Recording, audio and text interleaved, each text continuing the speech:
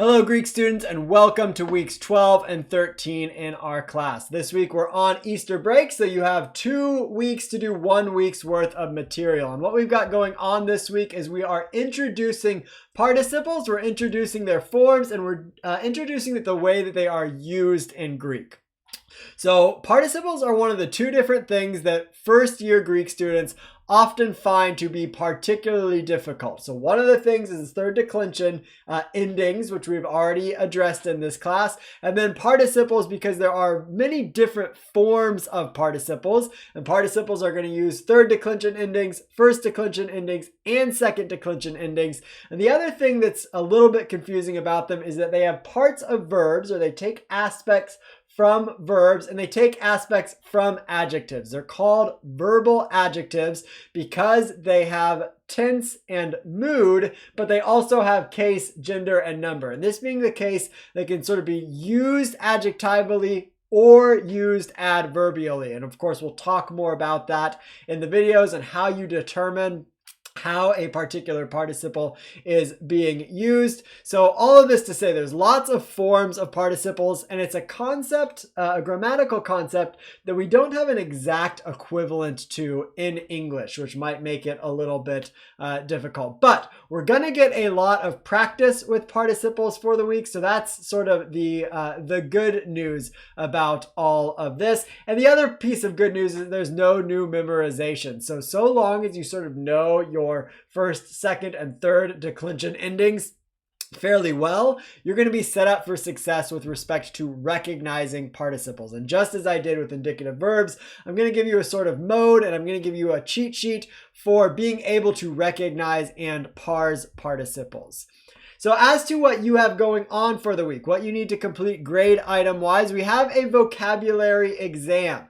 And the vocabulary exam is cumulative, so it covers everything from starting in the first week of the semester until now. And so rather than groan, you should take that as a joyous thing. It means that those things that you already know very well with respect to vocabulary are going to show up on the vocabulary exam. So this is an opportunity to show your knowledge and get credit for the knowledge you already have. You don't need to learn new things for this exam, but you're really reviewing the knowledge that's already in your brain based on the good work that you've already done this semester.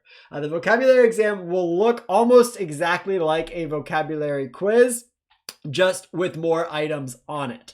So just as with the vocabulary quiz, I'll give you the Greek word and ask you to supply the English translation, ask you to type out an English translation for it. And just like the quizzes, the threshold for passing the vocabulary exam is 80%. The difference between vocabulary quizzes and the vocabulary exam is that to retake the vocabulary exam, which you can do, I ask you to use a grace token. So it's going to be set up in such a way that you can take it as many times as you want.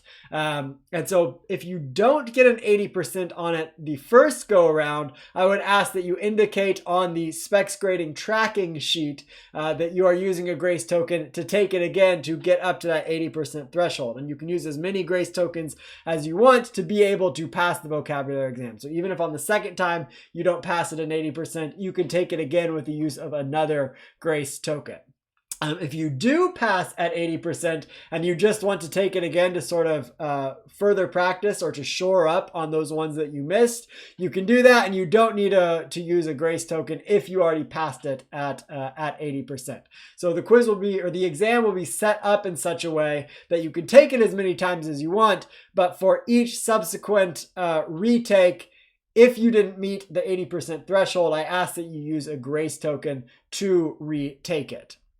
And then once you do get to that 80% threshold, you can sort of check the vocabulary off the specs grading tracking sheet, and then it's done. You get credit for it for a major grade item in the class. And I suggest that you start with the vocabulary exam for these 2 weeks of worth of material, and that is because there's not new vocabulary that's in the chapter for the week. So there's not any vocabulary that's associated with this week's material. So everything that you've done so far, vocabulary wise, is already in the vocabulary exam. There's nothing new. So if you sort of if you get the vocabulary exam out of the way first, then you can sort of move into participles.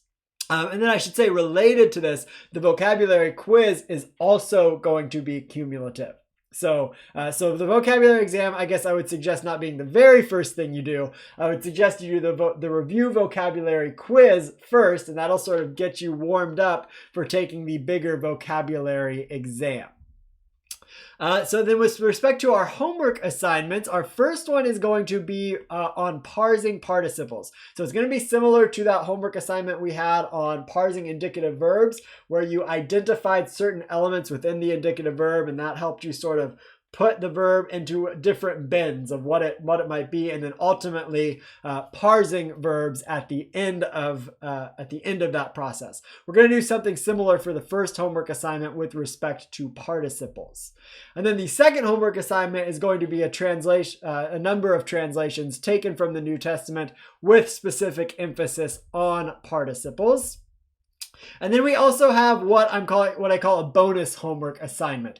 It's bonus insofar as it's not calculated into the total number of possible homework assignments. So if you were to complete this assignment and you completed all the other assignments, you would be above and beyond the total number of possible homework assignments. And so doing this homework assignment will sort of put you ahead, or it will catch you up from a homework assignment that maybe you missed in a previous week where you were, too busy to get both of the homework assignments done. So this is a bonus homework assignment, and what it's doing, you're not going to be translating, but you're going to be identifying what word in a sentence is the participle and how it's being used. So you're really just getting practice figuring out what a participle is and how it's being used.